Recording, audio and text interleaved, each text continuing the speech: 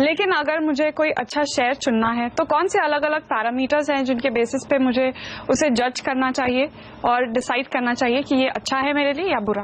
तो क्या शेयर का एनालिसिस करने के 3 तरीके हैं।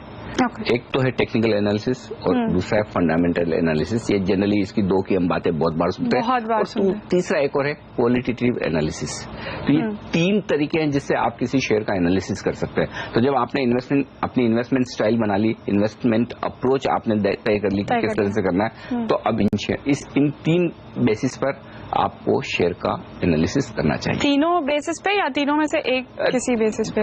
आप चाहें तो तीनों को मिला के करें, बेस्ट है। नहीं तो अलग अलग आपको कौन सा एनालिसिस सूट करता है।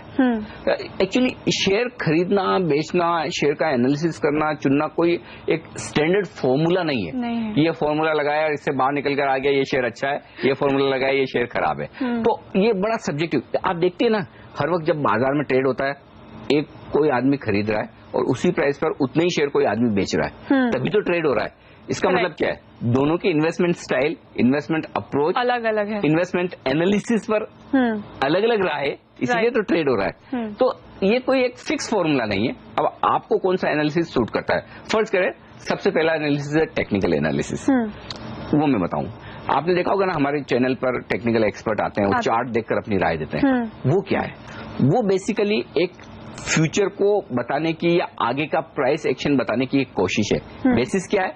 बेसिस है पुराने डेटा। अब तक शेयर ने कितना वॉल्यूम किया है और किस तरह का प्राइस एक्शन शेयर में हुआ है, कितना ऊपर नीचे हुआ है, कब हुआ है, कितने वॉल्यूम पर हुआ है, कितने समय में हुआ है।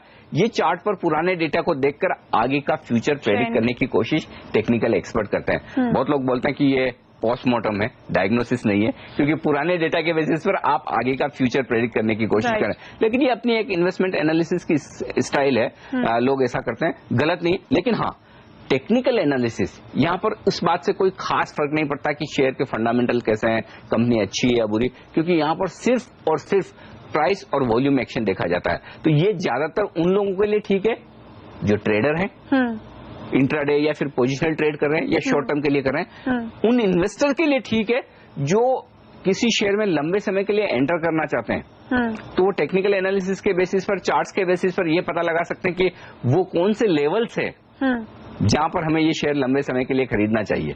तो इन्वेस्टर्स के लिए एंट्री और एग्जिट पॉइंट के हिसाब से टेक्निकल चार्ट पर थोड़े संकेत मिलते हैं। लेकिन अगर आप ट्रेडर हैं तो फिर आपके लिए टेक्निकल एनालिसिस मस्ट है, जरूरी है। वो आपको आना ही चाहिए ताकि आपको पता चले आपको कब एंट्री करनी है, कब एग्जिट करना है और किन प्राइस पॉइंट पर करना है। तो टेक्निकल एनालिसिस उन लोगों के लिए ठीक है। लेकिन सर, जो लोग डेब्यू कर रहे हैं मार्केट में, अगर कोई मेरे जैसा है जो पहली बार पैसा लगाने की सोच रहा है और मुझे चार्ट्स पढ़ने नहीं आते, तो फिर मेरे लिए नहीं बना है टेक्निकल एनालिसिस? ये बात सही है कि चार्ट्स पढ़ना, उसके बेसिस पर एनालिसिस करना, ये फिर अपने आप में एक आर्ट है। और लोग सालों साल जिंदगी भर प्रैक्टिस करते रहते हैं। कई बार उन्हें समझ में आता है और बड़े सही संकेत मिलते हैं और उसके बेसिस पर बड़ा पैसा बनता है, और कई बार स्टॉप लॉसेस ट्रिगर भी होता है। लेकिन टेक्निकल एनालिसिस में एक बात साफ है, आप खरीदेंगे एक पर्टिकुलर प्राइस पे, पर्टिकुलर टारगेट के लिए खरीदेंगे, टारगेट रिवाइज होते रहेंगे, लेकिन आपके स्टॉप लॉसेस भी होने चाहिए। बिना स्टॉप लॉस टेक्निकल एनालिसिस के बेस पे कभी कोई एक्शन नहीं होता। तो स्टॉप, आपको मैक्सिमम कितना नुकसान किसी शेयर में करना है, ये टेक्निकल चार्ट पर हमेशा दिखता है, तो वो होता ही। लेकिन फंडामेंटल एनालिसिस है जो दूसरी स्टाइल है एनालिसिस करने की, वो थोड़ी सी अलग है। उसमें आप क्या करते हैं, आप ये पता लगाने की कोशिश करते हैं कि शेयर की एक्चुअली वैल्यू क्या है। और वैल्यू पता लगाने का तरीका क्या है?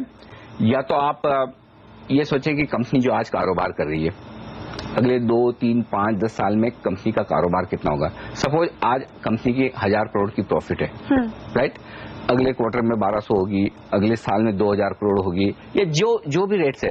तो एक सिंपल चीज, मैं आपको एक सिंपल सवाल पूछता हूँ कि आज आपकी जेब में 100 रुपए हैं, या मैं आपको आज 100 रुपए देता हूँ और मैं कहता हूँ कि यार 100 रुपए आपको 1 साल बाद भी 100 रुपए दूंगा, तो आज 100 रुपए की वैल्यू कौन सी ज्यादा है?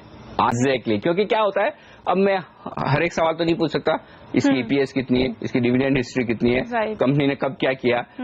एक आम राय आप जब बना लेते हैं किसी शेयर की हिस्ट्री को देखकर, उसकी वैल्यू को देखकर, राइट। तो जो फंडामेंटल एक्सपर्ट आते हैं वो ये कहते हैं कि पुराना ट्रैक रिकॉर्ड ये है और इसके बेसिस पर हमें ये लगता है कि फ्यूचर में ये कुछ हो सकता है, ये शेयर इस तरह की ग्रोथ दिखा सकता है, उसको फंडामेंटल एनालिसिस कहते हैं। और वो फिर उस लिहाज से यहाँ पर थोड़ा सा है ना, जैसा हम कह रहे हैं ना कि टेक्निकल एनालिसिस में पोस्टमार्टम होता है या डायग्नोसिस होता है, या फ्यूचर को प्रेडिक्ट करने की कोशिश ज्यादा की जाती है कि कंपनी ऐसा कर सकती है, इतनी ग्रोथ दिखा सकती है, इस तरह की प्रॉफिटेबिलिटी ला सकती है, और उसके बेसिस पर ये देखा जाता है कि क्या शेयर आज सस्ता है, अगर है तो फिर आप खरीदेंगी। और प्लस ये लॉन्ग टर्म इन्वेस्टर्स के लिए बेहतर तरीका है जज करने का कि कोई स्टॉक ठीक है या नहीं। उसके लिए क्वालिटेटिव एनालिसिस किया जाता है, जो कि तीसरी अप्रोच है। तीसरा एनालिसिस है, टेक्निकल आपने समझा, फंडामेंटल आपने समझा, क्वालिटी। अब क्वालिटी क्या है, ये बड़ा मुश्किल काम है। किसी को कोई चीज में क्वालिटी दिख सकती है, किसी को लगता है कि बड़ी खराब है। तो हम क्वालिटेटिव एनालिसिस में ये जानने की कोशिश करते हैं, ये देखने की कोशिश करते हैं कि जो कंपनी चला रहा है, जो मैनेजमेंट है, जो प्रमोटर्स है, उनका बैकग्राउंड क्या है, उनका इतिहास क्या है। फर्ज करें कि टाटा, बिरलास, आपको पता है जनरेशन से बिजनेस कर रहे हैं और उन्होंने एक बड़ा एम्पायर तैयार किया है। उनके गवर्नेंस, पास्ट ट्रैक रिकॉर्ड, कंपनियां खड़ी करने का प्रोजेक्शन, उसके प्रोजेक्ट्स को एग्जीक्यूट करने का, ये जो इतिहास है ये बड़ा इंपॉर्टेंट है। तो उसके बेसिस पर आप एनालिसिस करने की कोशिश करते हैं कि ये प्रमोटर कितनी क्वालिटी के हैं। तो पहले तो उनका ट्रैक रिकॉर्ड, उन्होंने अब तक के जो कामकाज किए वो। दूसरा, क्वालिटेटिव एनालिसिस में एक चीज बहुत इंपॉर्टेंट देखी जाती है कि कोई मैनेजमेंट है या कोई प्रमोटर है, क्या उनका गवर्नेंस का रिकॉर्ड, क्या अब गवर्नेंस क्या है, क्या उन्होंने कोई गलत काम तो नहीं किए, क्या कोई रेगुलेटर्स के अब तक कोई एक्शन तो नहीं हुए, क्लीन चिट है या नहीं, इस तरह का ये जो ट्रैक रिकॉर्ड है इसको गवर्नेंस और पास्ट ट्रैक रिकॉर्ड कहते हैं। तो वो देखा जाता है। तीसरी बात यह कि कंपनी का बिजनेस मॉडल कैसा है। अब बिजनेस मॉडल तो अच्छा है, लेकिन क्या उस बिजनेस मॉडल में कुछ एंट्री बैरियर हैं।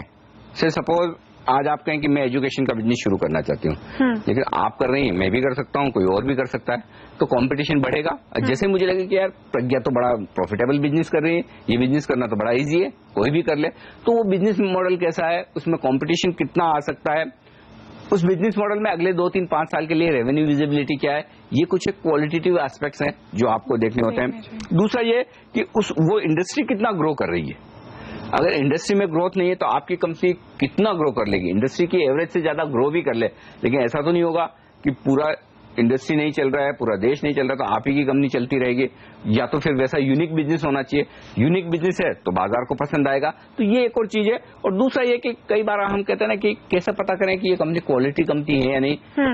आप उनके कस्टमर से फीडबैक ले लीजिए, कई बार आप उनके एम्प्लॉय से फीडबैक ले लीजिए, बैंकर से फीडबैक ले लीजिए, आपको पता चल जाएगा कंपनी की क्वालिटी क्या है। सैलरी टाइम पे दे रही है या नहीं, कस्टमर्स को पेमेंट टाइम से कर रही है या नहीं, जहां से वो माल खरीदते हैं, बैंक्स को टाइमली लोन्स का रिपेमेंट करते हैं या नहीं, उससे अंदाजा लग जाता है। तो ये कुछ एक फैक्टर्स हैं जिससे आप क्वालिटेटिव एनालिसिस करते हैं। तो प्रज्ञा, आप अब समझ गई कि आपकी इन्वेस्टमेंट स्टाइल आपको पता होनी चाहिए, ग्रोथ स्टॉक खरीदने या वैल्यू स्टॉक, आपकी अप्रोच क्या होनी चाहिए, टॉप डाउन या फिर बॉटम्स अप। और साथ ही इसके बाद आपको एनालिसिस करना है, टेक्निकल भी, फंडामेंटल भी और क्वालिटेटिव भी, और ये सब करके आप चुन पाएंगी एक बेहतरीन शेयर। एग्जैक्टली।